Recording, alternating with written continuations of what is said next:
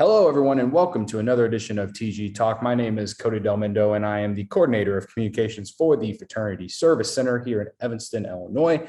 I am an alum from Eastern Illinois University. That's Illinois Delta Lambda, if you're into chapter designations, like I know a lot of you out there are. Today, we're talking about the term unapologetic pride and what that means for undergraduates and alumni. That's kind of the broad topic we're talking about today, but there's going to be a lot more. And I'm joined by our fearless leader here at the Fraternity Service Center, our eminent Supreme Recorder, Chris Hancock, and Senior Director of Member Education and Development, Spencer Long. The two of them are going to join me to kind of talk about what it means to them and how they want others to perceive it as well. So before we really dive into more details, I want to remind everyone to make sure you're following us on Instagram at Sigma Alpha Epsilon, on Twitter at SAE1856, and on Facebook at SAE Fraternity. We also are on LinkedIn, where we are highlighting all our alumni and their career accomplishments and a whole lot more. So let's get into it. Come sing to Sigma Alpha Epsilon, Epsilon, Sigma Alpha Epsilon, Sigma Alpha, Alpha, Sigma Alpha Epsilon, Sigma Alpha, Sigma Alpha. Okay, like I said in the intro, we are now joined by eminent Supreme Recorder Chris Hancock and Spencer Long. Obviously, we're here to talk about the term unapologetic pride, and you guys are very passionate about this. That's why I wanted to have you guys on here to do this. So first off, I appreciate you jumping on and taking the time to do it with me. Yeah, of course. Super. Yeah, glad to be here. Awesome. So we're talking about unapologetic pride. So I guess to start off, I guess for undergrads and even alumni, like Chris, before I even hit record, I mentioned that when we were trying to discuss what we were going to talk about, I mentioned that you use it in your Instagram hashtags all the time, something that I love seeing whenever I scroll across my feed. So I guess we can just kind of go through and I guess define it, like what it means to us. And I mean, I'll even define it, what it means to me after you guys. But I feel like you guys' answers will be so much more in depth than mine. So whoever wants to start. Yeah, I think for me, it just means really being proud of who we are and really putting that out there. You know, Spencer's wearing his purple jacket and SAE letters today, and which, just screams unapologetic pride. We want people to be proud of who we are and what we stand for.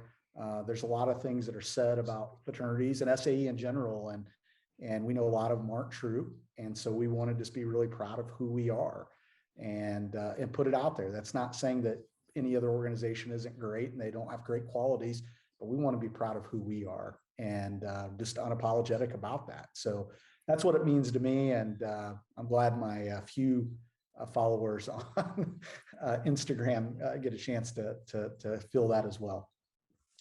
I think, Cody, the biggest takeaway, and for those listening, is that Chris, after he started, sent me this picture, and you got a car going down the highway, and you've got members of historically Black fraternities and sororities that have custom license plates that have their crests on them. They've got the license plate thing that goes around it. They've got the sticker in the back window. They've got the steering wheel cover, and they're decked out in their gear all the time. And there's no question that they're a member of whatever organization, Alpha Phi Alpha, Deltas, right? I mean, there's no question. It's an integral part of their identity and who they are.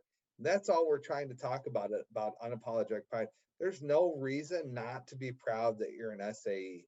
I mean, we every day, I was just talking to an alum this morning, sharing about one of our chapters that had raised $19,000 for Children's Miracle Network. I mean, we have another chapter that just raised what, $75,000 for the Children's Hospital in their area, right? Like there are things to be proud of every day. We've got governors who are leading their states. We've got elected officials all over the country. We have university presidents. We have CEOs of major companies that are SAEs. There's a lot to be proud of being an SAE. And there are, yeah, of course, there's been bumps in the road along the way, but being an SAE and being proud and wearing your letters and talking about the great experience that you had as a member is what's going to help continue the organization to move forward. When we talk about values, when we talk about scholarship, service, leadership, all of those things that are outlined in our mission and our vision of the organization, that's all we're talking about with Unapologetic Pride, right? We have, as a fraternity, the world's best headquarters, period. I mean, period. We have there's just, it's just incredible to walk into every day.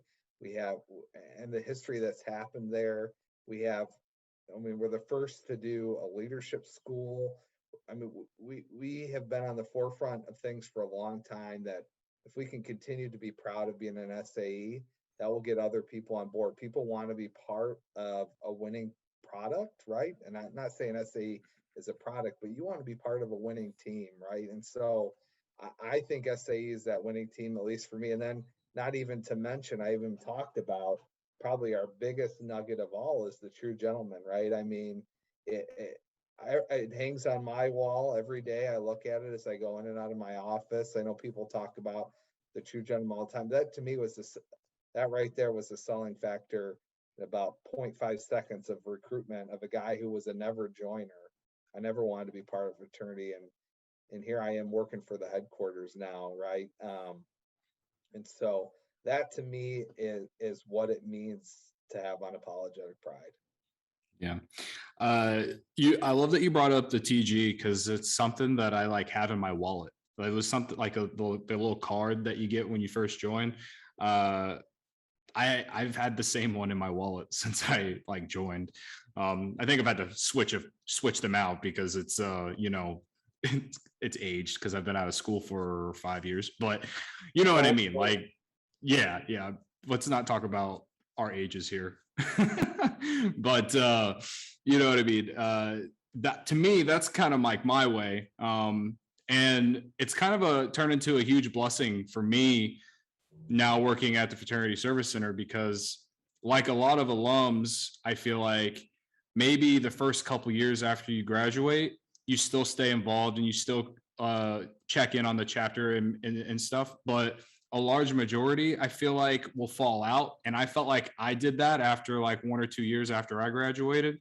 And then ever since I started working here, I've started caring not only about my chapter, but just other chapters around the realm and what they're doing and what SAE is doing in general. And being part of the communications team, it's cool to see, for instance, recently the Mud Bowl back at University of Michigan, the entire Greek community raised $73,000, and SAE raised the most out of all of the houses on that campus. And for some reason, like I said, it's a blessing. And to me, like, you see that, first thing I want to do is I want to go and share that stuff on social media and stuff like that. And like I said, for a while after I graduated, I kind of fell out of that, and now I've regained it back. So ever since I started working here, it's become really not only just a blessing, but it's kind of brought me back into, everything that like Spencer said, and even you said, Chris. So, even though majority of how I feel like me showing it is just carrying around my TG card, and, I've bought some merch ever since I started working here again too. So I'm not afraid to go out and show the letters and everything. But yeah, I feel like it's for me, my Unapologetic Pride is better than ever than even when I was an undergrad now. So yeah, I mean, I think what you're saying though, Cody, is it doesn't have to always be in a huge demonstrative way. I mean, we want that. Right. Obviously, we want to be like, seeing MPHC members with their unapologetic pride. I love it. I think it's fantastic, but it can be as simple as, talking about the true gentleman to somebody you work with. It reminds me of a previous podcast that you guys have done. And recently I was at Kansas State and talking to General Myers, or President Myers at Kansas State University. And he talked about when he was at the Pentagon, having a copy of the True Gentleman there on his desk, and people coming in and asking about that. And it could be as simple as that. It could be as simple as, you being in your hometown, and maybe you have a high school student, and you know that some of those high school classmates of your son or daughter is going to be going to a particular campus in the fall or the spring or what have you, and writing a recruitment recommendation. It could be as simple as that. It doesn't have to be, hey, I've got to be a chapter advisor, I've got to be a house corporation person or on the board or any of these other things. I mean, those are all great. Like I said, we want those, but it could be very, very simple in how we show our unapologetic pride for the fraternity. And I think you described something, and that's, as alumni, we have ebbs and flows in our careers and our lives. And there are going to be times we're able to give back more to the fraternity in terms of our time. And there's going to be other times you're able to give back in different ways. And so that's just this life cycle that we go through as people, right? And there shouldn't be any shame in that. It's just saying, hey, I'm gonna do my part when I have an opportunity, and there's lots of opportunities to be involved, whether it be as an advisor or any of those opportunities, but also just sending a recruitment rec or just sharing your SAE story.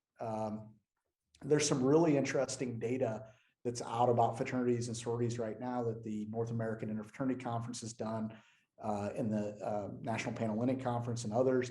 But it just talks about all the great things that fraternities and sororities do for people. And we've got to share that story more and more with key constituents so that people can be informed about what we truly are and what we truly do. Because the narrative that's in the media isn't usually accurate. Oftentimes it may be about a certain situation, but it doesn't define who we are and what we're truly about. That's our ritual. That's our true gentleman. That's those types of things. Right. And I think unapologetic pride shows up in a lot of ways, in a lot of different circumstances, right? So Chris and I were just in St. Louis last week.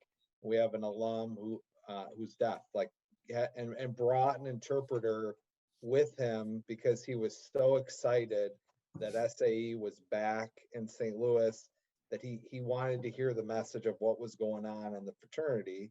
And so he brought this interpreter so he could not hear, but be able to understand what was going on and communicate with us and ask questions and engage. And that's one aspect. There's a past national president who a couple of them that post all the time about how every year they hire at least one SAE and their cohort of interns for the companies that they own, right? And I can name people all over, right? So I grew up in the Boy Scouts, and I think a lot about that and the fraternity. When I moved, the first two things I've done is look up where the local Scout Council is and how I can be involved there, and find out if there's a chapter I worked on campuses. So if there's a chapter on the campus that I work at, and if not, where is the local alumni association? And it was for nothing more than, these are people who have similar values that I do and have a similar shared experience that we can talk about, right? And to me, that is the unapologetic pride. I also think about, from an undergraduate perspective, I mean, I could go on and on and on about guys, but I think back to 2 weekends ago, we got Cole Bean, who's the past president at Ole Miss. You got Cleve Weldon, who's the past president of Alabama. They're both still in school. They've transitioned out of their roles as EAs, and they get together at Ole Miss Alabama football game at the Alabama house, and they're sending me a picture because they're so excited that they're together because they met each other at an SAE event, right? And I could go on and on about chapter brothers, but they're not even in the same chapter, right? They're at rival schools and rival situations at a Saturday football game. Nothing more coveted than that in the SEC, right? And here they are going out of their way to have an SA experience while they're together. To me, that's unapologetic pride, right?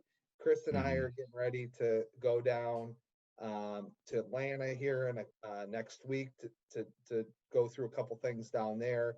And we got alums that are tripping over themselves to have dinner with us, to have lunch with us, whatever. To me, that's unapologetic pride. It's not because of Chris and I can tell you that. It's because we talk a lot about positions, right? Like there's a coveted role in being the ESR, bigger than Chris. There's a bigger than senior director that I am. It's about being shepherds of the fraternity. And these guys have so much respect and understanding of their position that yeah, we have great relationships with them. I'm looking forward to these meals, but it's like that to me is the unapologetic pride and value in the fraternity experiences is that people are constantly going out of their way to preserve and to uplift the fraternity experience. To me, that's ways that undergrads and alums can do that, right? And you're talking to a guy who thinks everyone should be an SAE because they believe in the values of what we're trying to do. I know not everyone's going to be an SAE or should be an SAE, but to me, like I had such a great experience and it helped me as a professional and as a person and getting connected to lifelong friends that like if I can provide that for anybody else, then all day I'm going to try to do. And I think that it's got to transcend. We think that transcends, or we know that it does. When we got that much pride about our organization, other people see it, and more importantly, they feel it, and it attracts people, and for the right reasons. And hopefully, that transcends onto campuses, the communities in which they're involved in. I mean, it has an impact across, lots of different ways that are not just related to SAE, but how they give back to their communities and how they support their campus initiatives and all those types of things, which is great. So. Mhm. Yeah, Spencer, I love that you brought up the Ole Miss and Alabama guys. I actually saw that on our Instagram feed a couple weeks ago. I've seen it from other chapters too. I've seen Western Illinois make the trip over to Iowa State, which is it's currently still an emerging chapter, correct, Chris? Yeah. Yeah. So I obviously Western Illinois has been they're an active chapter right now. They're much bigger. But I don't know. When I saw that, I was like, oh, that's very cool. They even like I know what Macomb, Illinois is not far from the border, but they made the trip over there to go hang out with a few guys because I'm assuming they heard that the chapter was back at Iowa State. I've seen that. I saw I want to say it was Tennessee, University of Tennessee, Knoxville, and another chapter from the SEC. I can't think of it off the top of my head right now. So I've seen it all across the realm just on social media and stuff. So I think that's that was a really good point because when I was in school at Eastern Illinois, there was one time we all went over to Milliken, Illinois Delta, and it was a really cool experience to meet other SAEs from different chapters and get to know like how they do things and how they help their community and stuff like that. So I really think that's a good way to even just I guess once the experience is over, it's like you realize just how many different types of people there are, and because every chapter is different, right? So to me, I feel like that also kind of like makes you even more proud to be an SAE because it might not like from the outside looking in, you might not think that people in SAE or even Greek life in general are very different, but once you really get a deep look inside, there's all kinds of different people. Yeah, I think you hit on something really important, Cody. And one, membership in the organization's for life, and we've got to continue. That's a part of the unapologetic pride. We don't stop because we're out as an undergraduate. This goes on and on and on. And I think there's a lot more chapters they're getting together and learning from each other and getting to know each other and developing bonds of brotherhood that extend beyond our own campuses and our own chapters. If you look back in the history of the fraternity, that was evident, back in the days of OK Quivy and Harold Green at Illinois and Purdue. And that's some of our best fraternity songs were ever developed when those chapters got together for a football game and they enjoyed each other's company and brotherhood. And so that I guess I'll give a little plug for our national events. And that's a great opportunity to meet people from other chapters. I think if, we're talking about probably giving a lot of credit to the guys at Ole Miss, because I've seen them do that a lot this fall. They have gone to Louisville, Kentucky, or met the guys from Louisville and Atlanta. They've gone to Alabama. They're doing a great job of saying, hey, it's not just about our chapter at Ole Miss, which is great, but it's about the larger thing, and that's SAE, right? And I'm very proud of our chapters that do that, because I think it stands out, and it says that our brotherhood is so much different than other organizations that may be all great and all well and good, but that type of interaction, I think, is critical to our long-term success. And the fact that they're developing what I'll say is this membership for life.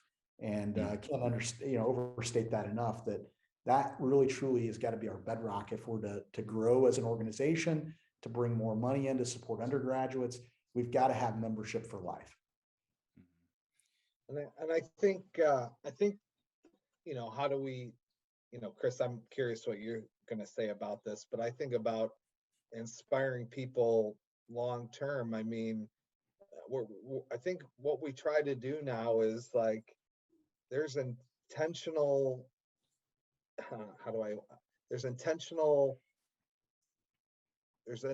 approach to how we're trying to do things, right? Like, we gave away flags at convention with the idea of people having flags that they can then show their pride other places, right?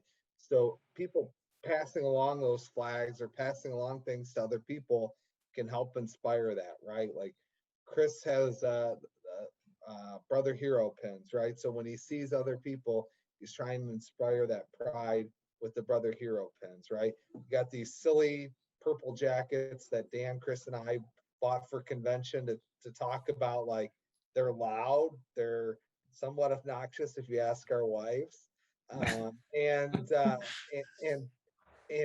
you know what, we look good in them, and there's nothing wrong with showing a little pride and being a little over the top about being an SAE, right? So I think there's a million ways to inspire people, right? We are trying to provide avenues that we are not just necessarily doing something for an event, but we're trying to provide, when we provide things, we're trying to provide things that are used in a multitude of ways that don't have a shelf life, that you can use all the time, that people are going to be like, oh, where did you get that? Or, oh, wow.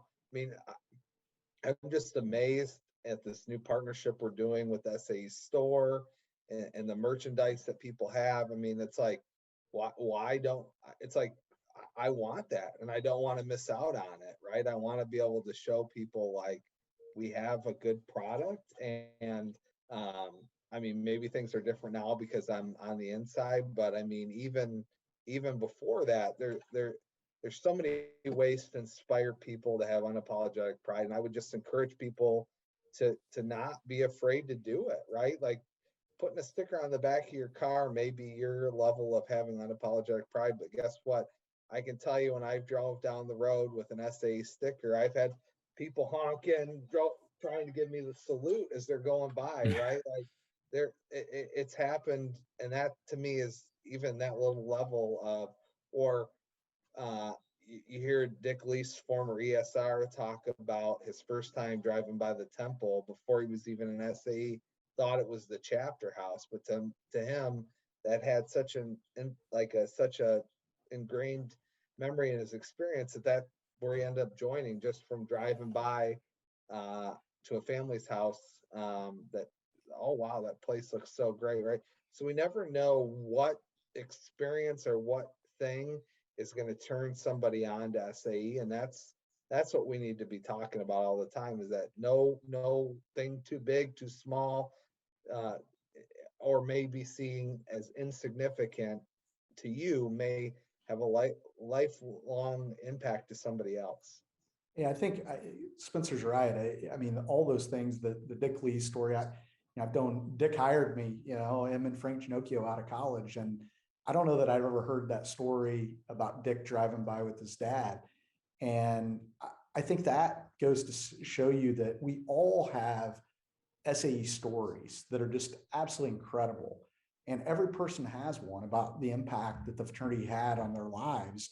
And I think we've got to get guys to share what those stories are and make them and put a face to it, right? We hear stories that is this right? Or did they really do this? Or is this a true story? But I think once we personalize those and really talk about the deep impact the fraternity has had on each of us, it is inspiring, and it gets people excited about whether they're joining as a new member and new initiate, or they're an alum that's 70 or 80 years old. I mean, it's that type of stuff. I mean, today I got a note here in the office from Chuck Larson, who used to be on the staff, just talking about his experience at the 90th celebration of the Liberty Memorial Temple a few weeks ago.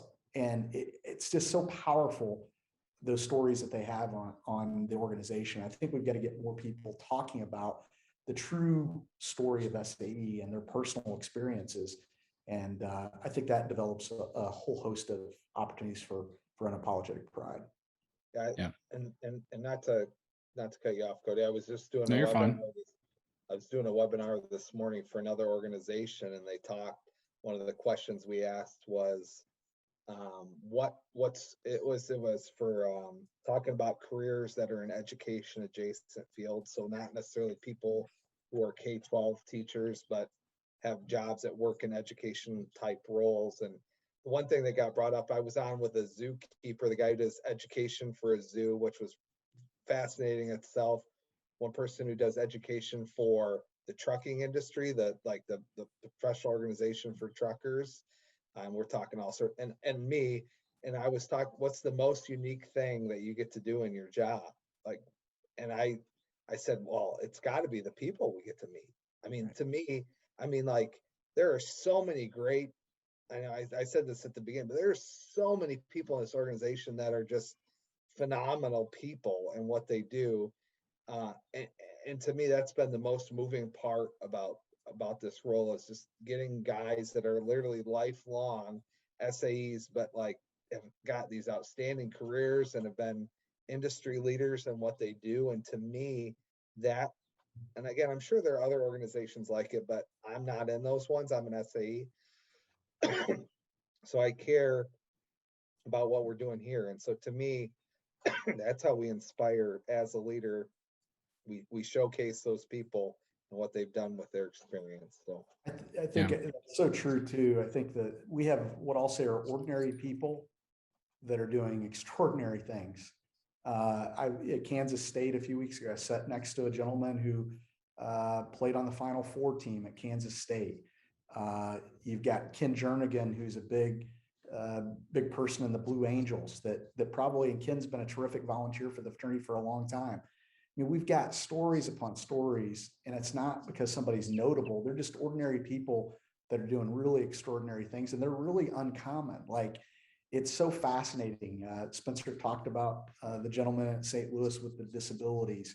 It's incredible, the wealth of talent that we have in this organization that truly love the fraternity, and for all the right reasons. So definitely that's a key piece to it, is the people and the fellowship. We talk a lot, I've been talking a lot when I go out on the road to chapters. We want to be number one in relationships. We really truly want to have a relationship on a personal level with as many people as possible. And I think if we have that, then what we can do as an organization is insurmountable, because we just have those types of relationships that we can build upon them, trust each other that we're going to do the right things. And so we've got to continue to do that, and how people share their stories. Right. I love what you just said there, Chris, because I feel like I've done a big part of that, or a big part of that for me has been through social media. Since I manage all of our social accounts, I've gotten to know EAs and other, guys who have positions from different chapters because of stories that are coming out of their chapter. And it's cool, because then I get to, become friends with guys that I didn't know, and I feel like that's kind of my way of just, meeting all these different people. I mean, I obviously have met a lot of people at convention the summer and at the 90th.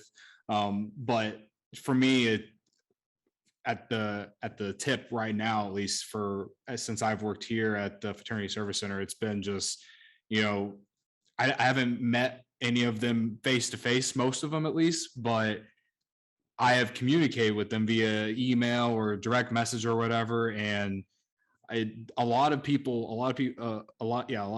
within within most of the chapters, whether it's on Instagram or Twitter or Facebook, they know that I'm the guy who is managing our national Instagram account or whatever it is. And whenever, like, they know the type of stuff that we want to share with the realm, and it's getting to the point where they just start emailing me, or they'll even go to my own personal account and let me know, like, hey, we sent you this. Like, we always appreciate when you highlight us and stuff like that. And to me, that's special, because it's like, again, like, I feel like I'm making friends all around the country or the realm. And then I'm also like just putting the stuff that not many people really talk about when it comes to, Greek life in general. So all of that is just really special to me. So. Yeah, I think the best work of the organization has always, and I think it will continue to be, it happens on the local grassroots level, right? Those are the most extraordinary stories. That's where all the good work happens, with our chapters, with local alumni who are advisors, who've been advisors, guys like Rick Shipley at the University of Evansville, who, they've been a Zeal Award winner, I don't know, 3 times. I mean, it's an extraordinary chapter, but part of their success is because of guys like Rick that are there day in and day out and working with the chapter. And again, he's got so much pride for SAE that he's willing to do that over and over. And listen, there are hundreds of thousands of Ricks in this organization. Bob Leach at Michigan State comes to mind. Bob's been a terrific volunteer and helped with the chapter and on the House Corporation for many, many years. I mean, there's plenty of those guys, but that's where the work happens. And you see that firsthand in your work, Cody, and you're able to tell the story.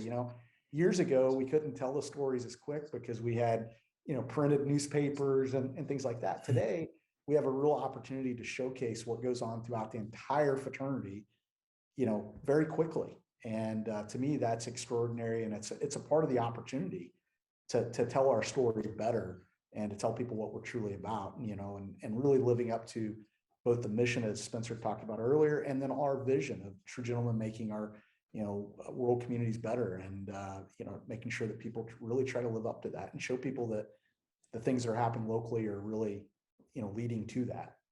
Mm-hmm. Yeah, well, guys, this conversation has been really good. I've had one question kind of just sitting in the back of my head while we've been doing this, and it's how do we inspire people to really have unapologetic pride? And at the beginning of the podcast, I kind of mentioned, how I was kind of out of the loop related to the fraternity. And I feel like majority of people like that are the people who don't have any because they're out of the loop or they've lost contact with brothers and stuff. Is there something that you guys, or some advice, I guess, that you guys could give to the listeners to I guess kind of flip the script and get people back involved that maybe had fallen out, kind of like how I did before I started working here at the Fraternity Service Center? Yeah, go ahead, Spence, and I'll go after you. Want to go? Pick up the phone and call somebody you haven't talked to in a while. Forward the newsletter.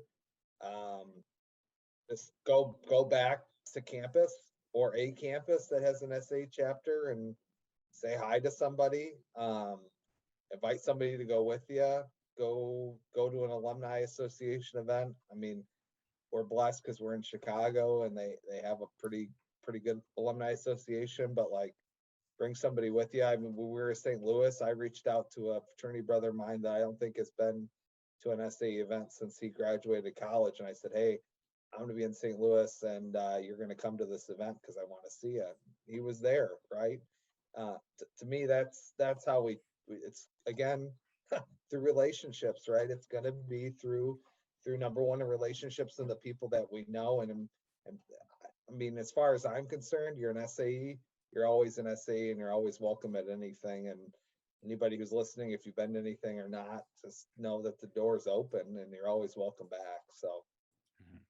Yeah, I think you hit on something, Cody, a lot of alums feel, and sometimes when you've been away, it's intimidating a lot of times to show up at the chapter house. And do I knock on the door? Is the door going to be open? Am I going to know anybody? Are they going to be accepting of me?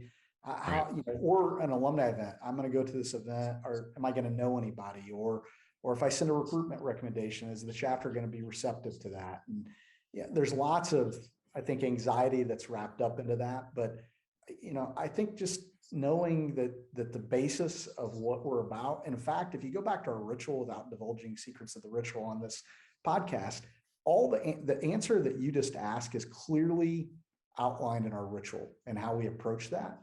And, brotherhood is warm, and as Spencer said, it's all about relationships. So pick up the phone, invite somebody to an event. There's plenty of ways to connect. And again, it doesn't have to be some huge way. It could be very, very simple. Don't discount that the most simplest form of staying connected sometimes is the most meaningful, right? And so, I think there's plenty of ways to stay connected to the organization that isn't going to make you feel overwhelmed or like it's too much. And we just encourage you to take that step in, because I think what you put into the fraternity, we all know you get much more in return in a positive way back.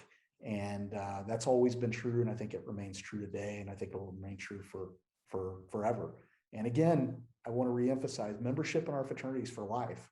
And we have to continue to remind people that. So it isn't for just the 4 years, it's for life. For sure.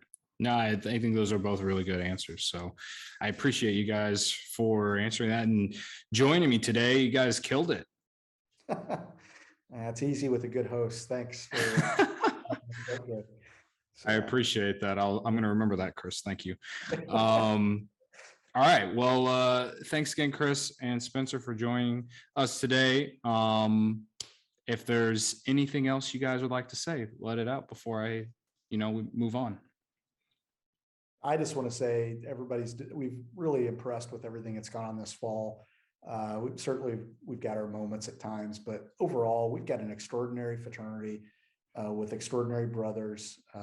We appreciate each one of you, and we look forward to connecting with you, whether it be here at the Louvre Memorial Temple or on the road at one of your chapters in our alumni event. So thanks for everyone for all that you do for the fraternity. We greatly appreciate it.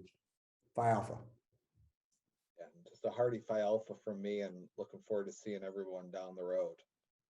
Okay, thanks to Chris and Spencer for joining us today. Go follow us on Instagram at Sigma Alpha Epsilon. Go follow us on Twitter at SAE 1856, and go follow us on Facebook at SAE Fraternity. You can also go follow us on LinkedIn if you just go search Sigma Alpha Epsilon in the search bar.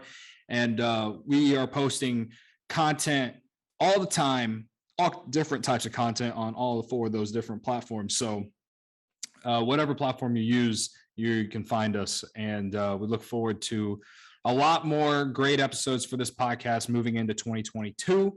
Again, like I said during this episode, having unapologetic pride, you can show it in a big way, you can show it in a much smaller way.